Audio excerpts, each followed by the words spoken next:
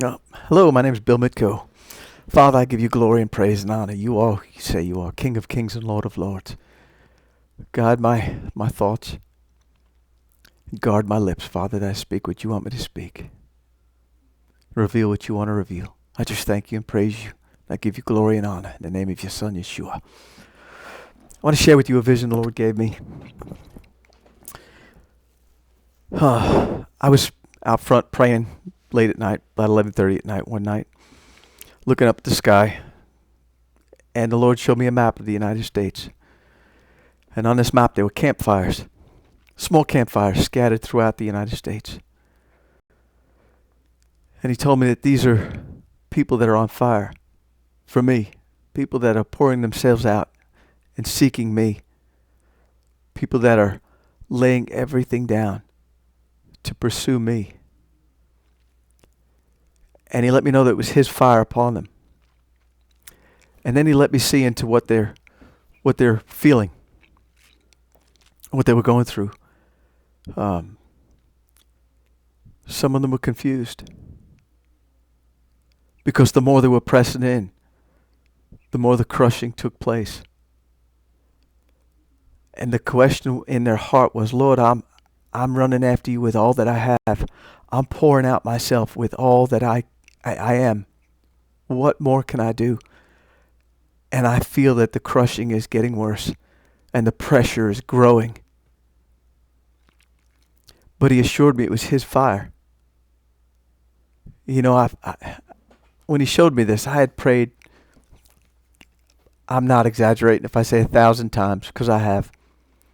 It's been a common prayer off my lips. Lord, consume me. Consume me. That I would be completely yours. Consume me.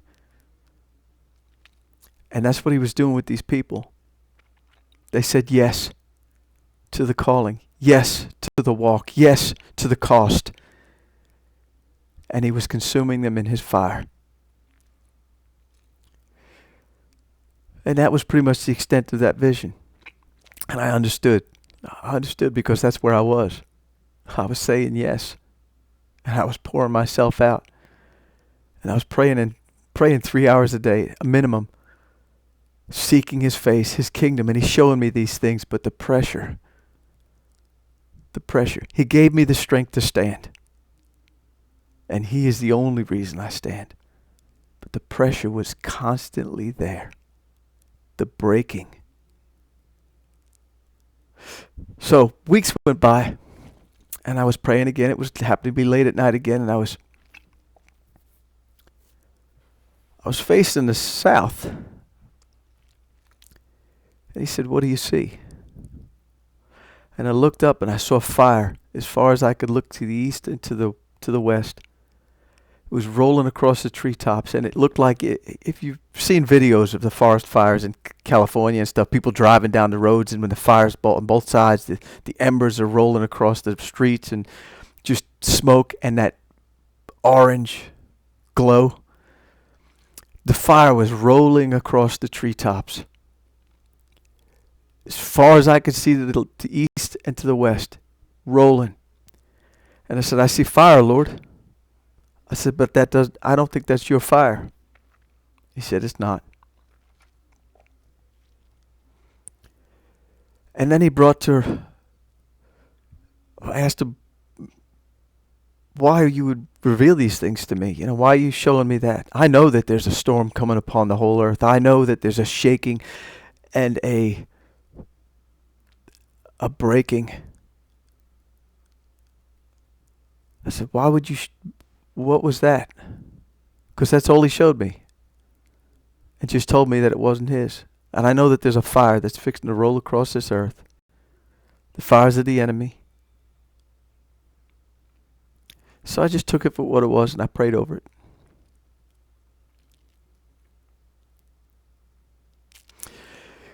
And I mentioned that one after the campfire. Because the Lord has been showing me contrasts. He never shows me things the enemy's doing at the same time things he's doing. He always separates them. So I prayed over the fire that I saw rolling across the trees. It's going to consume the earth. The plans of the enemy. the storms of the enemy. Prayed over them for a while. And I was out again praying one night. And I looked up and I saw the United States again. And I don't know why he's just showing me the United States, because I know this has taken place all over the earth, where he's refining his people. Those that said yes. And I saw the campfires again. And they were larger. Those campfires had grown. They were still scattered across the United States. He showed me the United States, so that's what I prayed over.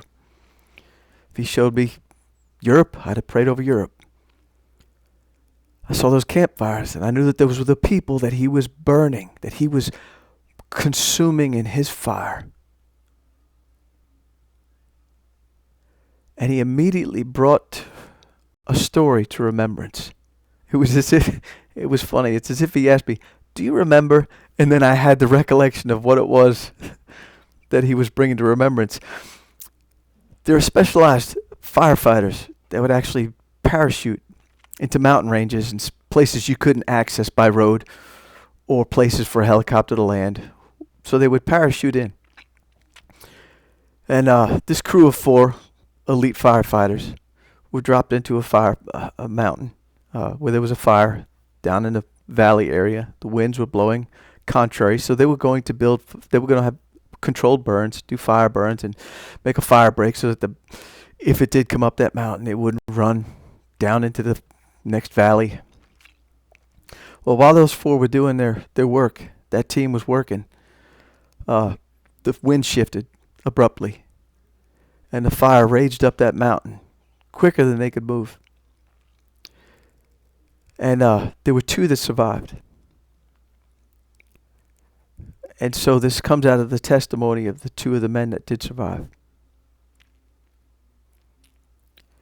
By the time the fire was getting close to them, they were about 50 yards apart from each other. And they could not hear the commands of the man that was in charge. And the man was telling them what to do, and they couldn't hear. And so the man was starting fires at his feet. He was lighting the brush that he was standing in on fire. And the other man that survived thought he had lost his mind, thought he had just broke under the pressure, and was lighting himself on fire, because that's what it appeared in the chaos that he was doing.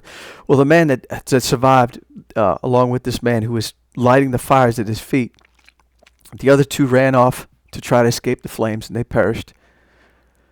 But the man remembered there was an outcropping of rocks on the side of that mountain.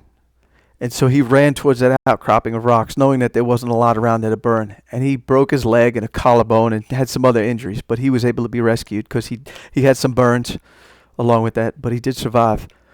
But the man who was standing there, who was trying to scream commands at his team to do what he was doing, he was lighting the fire at his feet so that everything that could burn, the hay, the stubble, the rubbish, the brush, it would burn away from him. And the Lord said to me, that's what I'm doing in the campfires. That's what I'm doing in the people. The ones who were seeking my face, the ones who said yes, the ones who were pursuing me.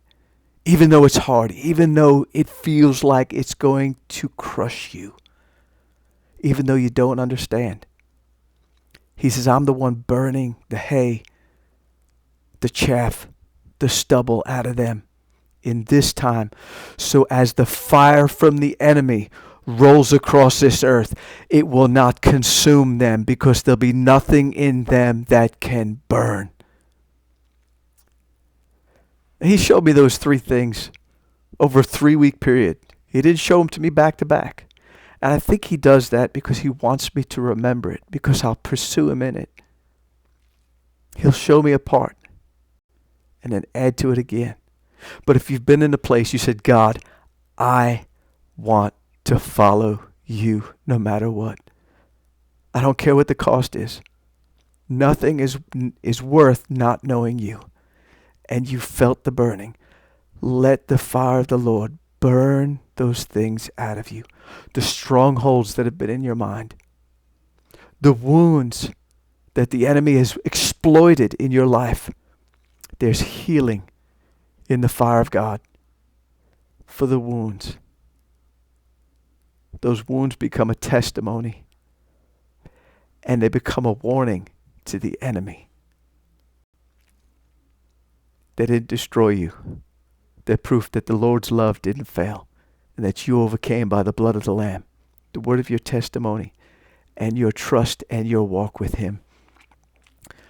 But when the fire is released upon the earth from the enemy, it cannot consume you, because the hay, the chaff, the stubble was consumed by the fire of the Lord and Him working in you.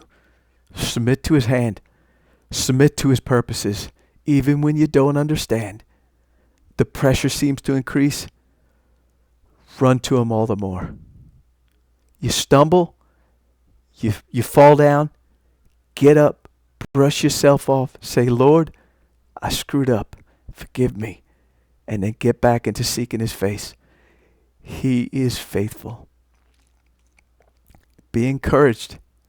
A lot of the pressure, as you're running towards God and running after Him, a lot of the confusion that you felt because of the things that are being burned out of you by His fire will be the reason that you stand in the days ahead when the fires of the enemy are consuming those around you. I'm reminded of Psalm 91. 1,000 shall fall at my side and 10,000 at my right hand, but it shall not come near my dwelling, because I've allowed the Lord to work those things out in me. Be encouraged today. Press into Him. I cannot tell you the rewards of being intimate with the King. He's a friend that sticks closer than a brother. I'm not special. I just said yes. I'm special to Him because He created me and He loves me. The same way you're special to Him. He created you and loves you. I've gone long enough on this video. I may follow it up on a secret place. Something the Lord revealed to me about the secret place. I love y'all. I speak blessings and peace over you. Continue to press into the King. If you don't understand, ask Him. If you ask, you'll receive. If you knock, the door will be opened. If you seek, you will find. His word is faithful, it's true. He's not a man that He should lie. Blessings, peace on you in Jesus' name.